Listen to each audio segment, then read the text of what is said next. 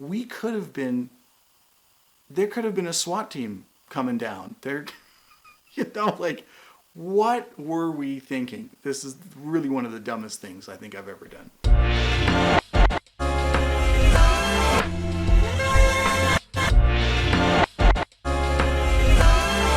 So as creatives, as artists, as anyone working in the entertainment business, one of the things that we're all after is attention. Listen to my album, watch my film, check out my audition. Can we find those people that we're going to connect with who can be our champions and people that have the ability to open doors for us and take our careers to the next level? So the question always becomes, how can we get more attention? How can we get better quality attention? So one of the ways that attention has been gotten, and usually this is done by professional agencies and bigger brands and things like this, is the publicity stunt. Now, the publicity stunt's been around for quite a long time, and some of the earlier examples are pretty amazing. One of the biggest ones was Herostratus and the Temple of Artemis. The temple was an architectural marvel and one of the 7 wonders of the ancient world, but it was famously met with disaster in 365 BC when a Greek citizen named Herostratus set fire to the Temple of Artemis in order to be remembered forever. Even today, the herostratic flame is still occasionally used to describe a celebrity achieved through criminal acts. Some of the other good ones are dance marathon held in 1600s and a crazy scheme where they crashed 2 trains head-on together in order to increase the sales at a railway company.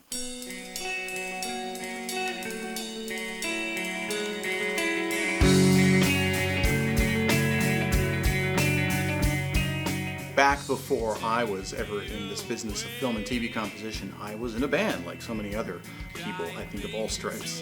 So we were, of course, trying to make it in the business, and we're going through all the normal things that bands do. We've moved a few times. We were in Vancouver, and now we were in Toronto, playing small shows, trying to get out there, trying to build a fan base, one fan at a time, one empty bar at a time. And of course, we were also attending the festivals and attending the big conferences that came to town, like North by Northeast. We heard about this band that was pissed off because it didn't get selected to play one of the main stages or actually be a part of the festival at all. So it decided to seek revenge and get a bit of publicity by renting a big flatbed truck and driving through the festival circuit unofficially and playing their songs. Instead of going, does that make sense? We said, we should do something like that. So this is in the early 2000s, and at that time, the holy grail for a lot of rock bands playing in Toronto was to get on 102.1 The Edge.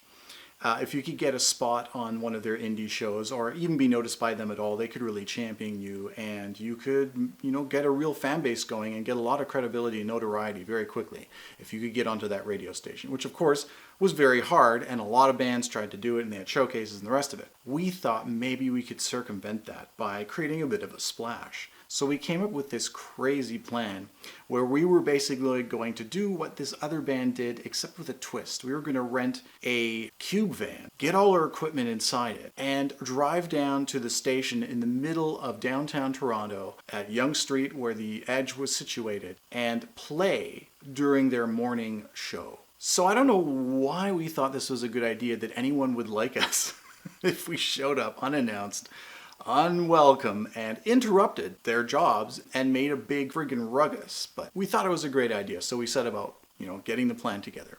We rented a big moving cube van, and we tried to figure out, how are we going to work the logistics of this thing? So we needed to power the amps. That was done by a generator. So we threw the generator in the back of the truck, and we drove out somewhere in a big empty parking lot at 7 at night, the night before. Threw on the generator, powered up the amps, drum set was in the back, started playing some songs.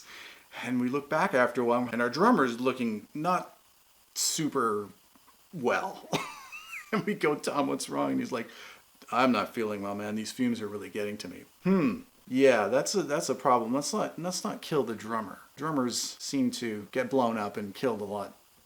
So let's not be part of that problem. Went down to Home Depot, got a bunch of gear together, lots of duct tape and some dryer vent hosing, and made this very complicated thing where we basically had from the exhaust of the generator up through the porthole into the cab, and then sharply left out the window on the passenger side of the cab.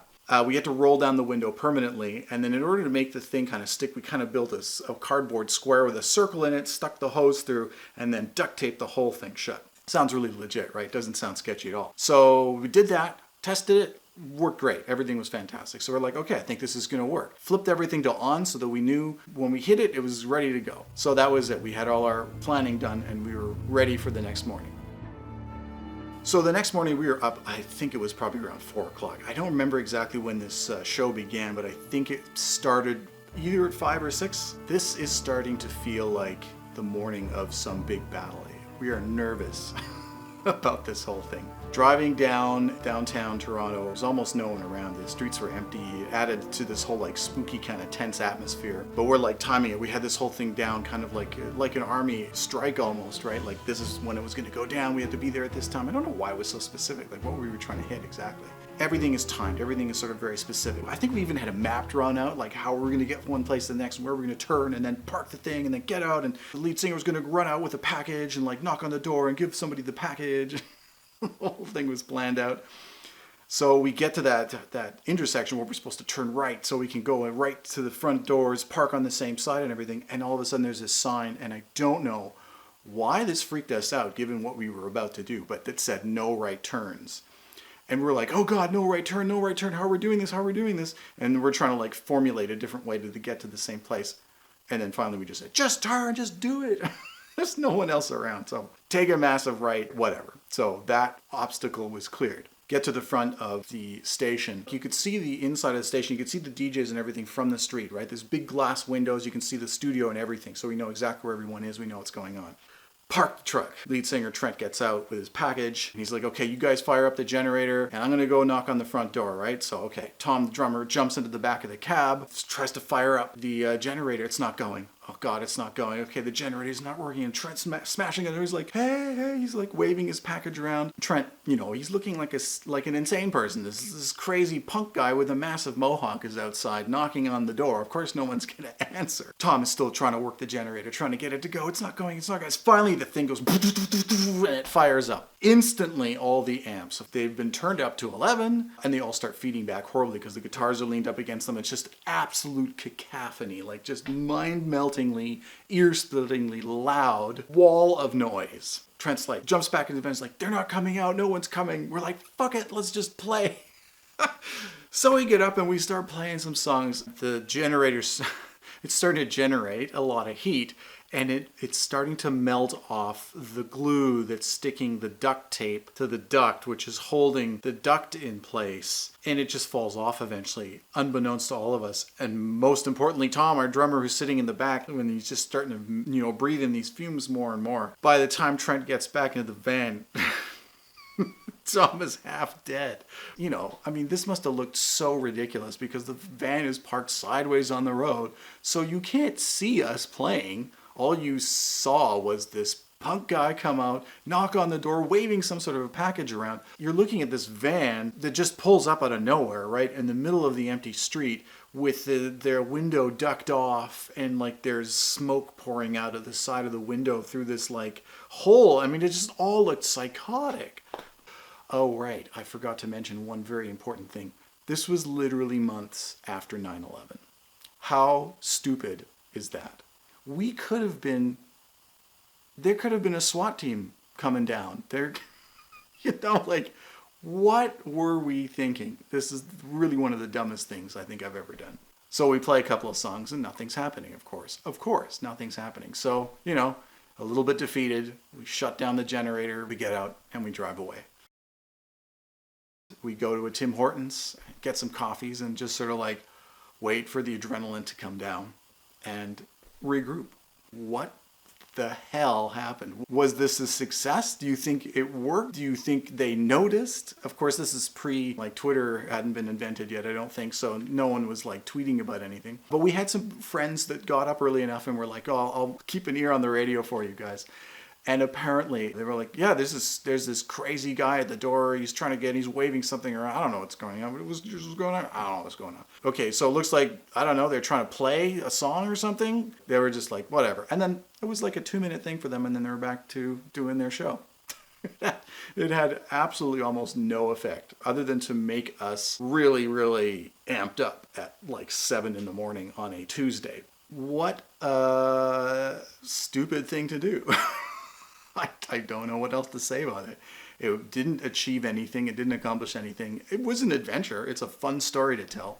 Here's what it is for me. What I think we were trying to do, I mean, obviously we were frustrated, like so many creative people get frustrated. We want to be further along than we are. We want to be having more success than we've had. And somehow we think that there's this magic bullet or a secret door or a secret of some sort that if we knew it, we would just be able to circumvent and get to that place where we think we deserve to be. And it just doesn't exist. It's a myth.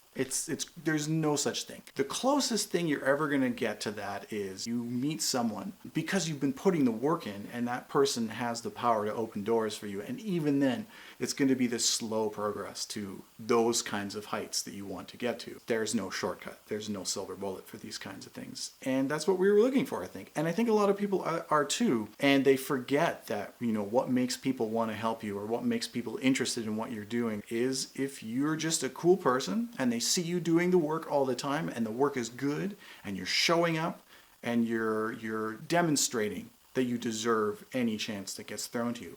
Whether those chances come or not, that's partially luck. That's partly just showing up a lot over time, over years and years and years, and building it up.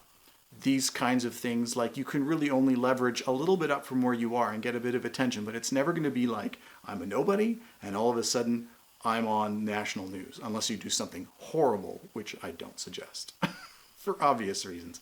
Hey, this could have been one of those horrible things. Had the SWAT teams descended upon us and taken us out, well, I think, we would have probably had the notoriety that we were looking for. Anyways, hope this story entertained you. It's been one that I've had in the back pocket for a while, and I thought it's time to share this. Little taste of adventure, but not recommended. All right, hope everyone is doing well, and I'll see you guys in the next one.